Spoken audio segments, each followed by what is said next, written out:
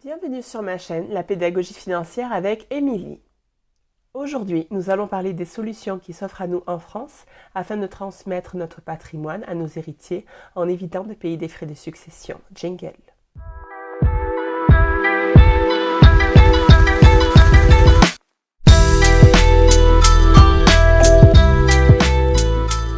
Il y a en effet des sujets beaucoup plus joyeux que cela, mais bon, comme disait Mahatma Gandhi, l'avenir dépend de ce que nous avons fait dans le présent. Donc autant faire les choses bien avant qu'il ne soit trop tard. Première solution, le mariage ou le Pacs avec testament. Alors comment faire pour réduire le coût d'une succession? Il existe en effet plusieurs manières de réduire les frais de succession, dont la plus spectaculaire a été l'instauration de l'exonération totale entre époux et entre partenaires d'un Pacs avec testament. La deuxième solution qui s'offre à vous est celle de l'assurance vie. En effet, un compte épargne assurance vie vous permet de transmettre jusqu'à 152 500 € aux bénéficiaires désignés de votre choix sur le contrat, sans payer de frais de succession si les versements ont été effectués avant l'âge de 70 ans. Si le montant à transmettre est supérieur à 152 500 €, il y a un droit fixe de succession de 20% à payer, jusqu'à la somme de 700 000 € à transmettre après abattement, et le droit passe à 31,25% au-delà. Troisième solution, donner tous les 15 ans. En effet, la donation de son vivant à son enfant est exonérée jusqu'à 100 000 € par enfant tous les 15 ans, soit 200 000 € pour un couple. Ainsi, pour une famille avec 2 enfants, 400 000 € seront exonérés de frais de succession.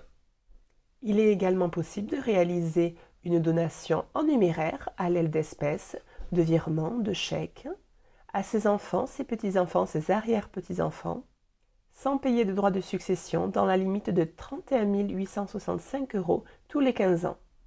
Concernant les personnes avec handicap, l'exonération des 100 000 € se porte sur toutes les personnes qui sont handicapées sans forcément avoir de lien de parenté avec elles.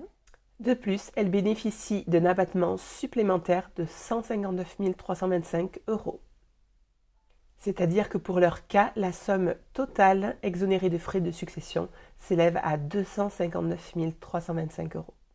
Ainsi, pour résumer, la France vous permet d'avoir un abattement d'une part et un don familial d'argent d'autre part. Si les enfants, les petits-enfants et les arrière-petits-enfants, tous les 15 ans, peuvent bénéficier d'un don familial d'argent de 31 865 € chacun, et en plus de ce don, ils bénéficient d'un abattement qui est de 100 000 € pour les enfants, de 31 865 € pour les petits-enfants et de 5 310 € pour les arrière-petits-enfants. Ainsi, pour conclure, donner de son vivant permet de diminuer les frais de succession que vos héritiers auraient à payer à votre décès.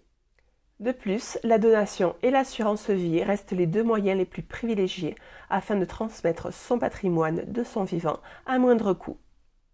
Par ailleurs, cette assurance vie permet souvent aux héritiers de pouvoir payer les frais de succession grâce à ce contrat dont ils sont bénéficiaires. Et comme toujours, si vous voulez en discuter, n'hésitez pas à me contacter en me laissant un commentaire, en m'envoyant un mail ou par le biais des réseaux sociaux. Pensez à vous abonner, à mettre un pouce bleu et n'oubliez pas que dans l'investissement, le meilleur moment c'est toujours maintenant. À bientôt, bye bye!